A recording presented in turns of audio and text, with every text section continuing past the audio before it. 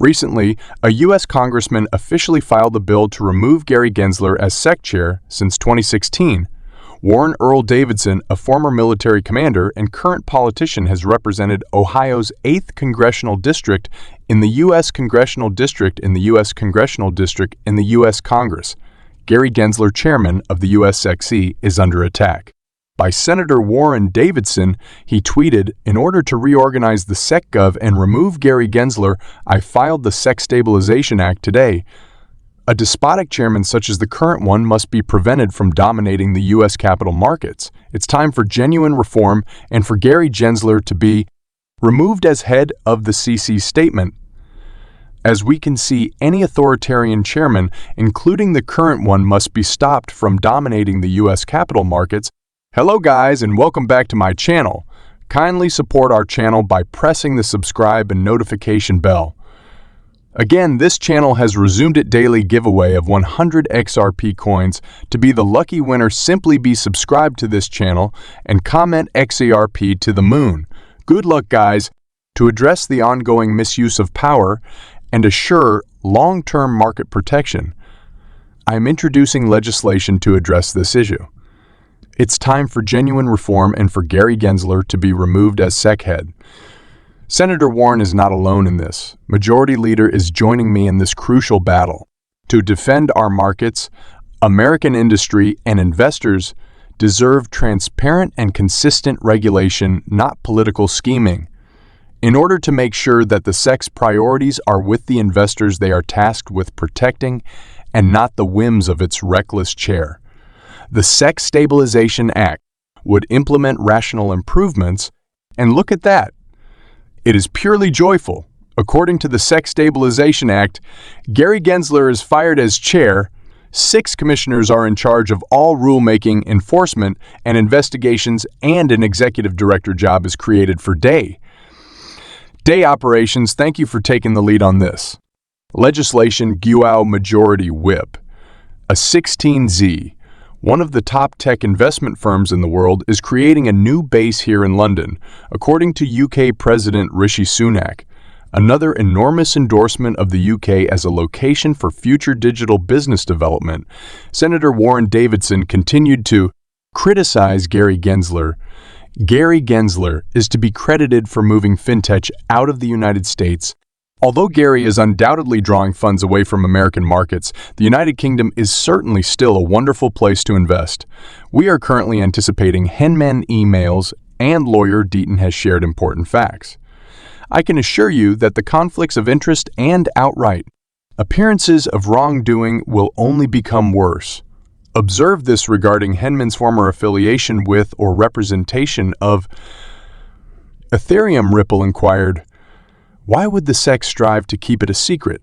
However, the SEC is not the only issue. Finally, we get to examine the particular proof that Ripple has provided: the quantity of sales directed at investors through programmatic sales, the money provided to Coinbase and other companies to list XRP, and the evidence tying Ripple's revenue with XRP sales were all things that Ripple attempted to conceal, because Ripple's XRP sales and payments to third parties to list XRP directly relate to the Howdy analysis. The judge ruled that this material cannot be censored. I've always maintained that Judge Torres will reject the SEC's sweeping assertion that all transactions of XRP, regardless of the seller or the circumstances surrounding the sale, constitute securities. I can't say whether the SEC will prevail on some level, though until I see the proof of specific offers and sales, the strength or weakness of the SEC's argument on those particular sales will be revealed soon. The SEC's strongest defense is that even the mere offer may be in violation of Section 5 of the Securities Act. Lastly, just to remind everyone that the judge could conclude that there are contested facts for a jury to resolve, regardless of whether the court ultimately decides that the Hinman speech records are admissible. Recall that Ripple contended that the jury should decide the fair notice question. Did you know that 63 emails were sent out along with the draft speech that granted Ether a pass? That is another thing the SEC won't give us. Do you know which commissioner was the sole recipient of a draft copy? For crypto, the following 22 hours will be crucial. Binance files a response to the SEC's motion for an order freezing Binance U.S. assets today. Hearing on the SEC's motion to freeze assets is tomorrow at 2:00 p.m. Exhibits for summary judgment, including emails from Hinman in the Ripple case, will be made public tomorrow at some point. Now, the biggest institution in Canada launches an XRP validator in a new collaboration with Ripple. The collaboration between Ripple and the University of Toronto is a component of that company's Canadian University Blockchain Research Program, or UBRI. Therefore, the largest university in Canada. The University of Toronto intends to work with Ripple to develop a free XRP ledger validator. With regard to payments, this validator will primarily promote the development of the cryptocurrency market. All of this is a part of Ripple's University Blockchain Research Project, UBRI, which the company launched in Canada and has now invested more than $2 million in prestigious schools and institutions over a 5-year period. The University of Toronto has joined forces with other Canadian institutions like Toronto Metropolitan University and the University of Waterloo. Ripple launched UBRI in 2018, investing more than $50 million and teaming together with 17 institutions throughout the globe. The main problems revolve around speed, dependability, transparency, and price.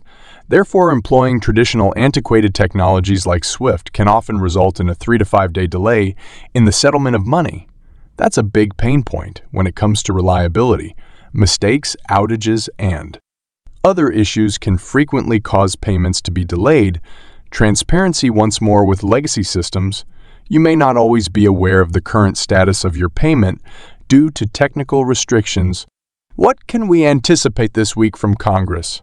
Even though the SEC's cases against Binance and Coinbase were anticipated, Ron Hinman stated this week in Congress in Crypto that many members of Congress are interested in the timeliness of the enforcement measures. It wasn't the first time the SEC's scheduling for cryptocurrency seemed politically influenced. The moves against Binance were not at all unexpected. A number of authorities, including the DOJ, are still looking into Binance because of their dubious reputation in Washington, D.C. The timing did not appear suspicious. However, the move taken against Coinbase seems odd.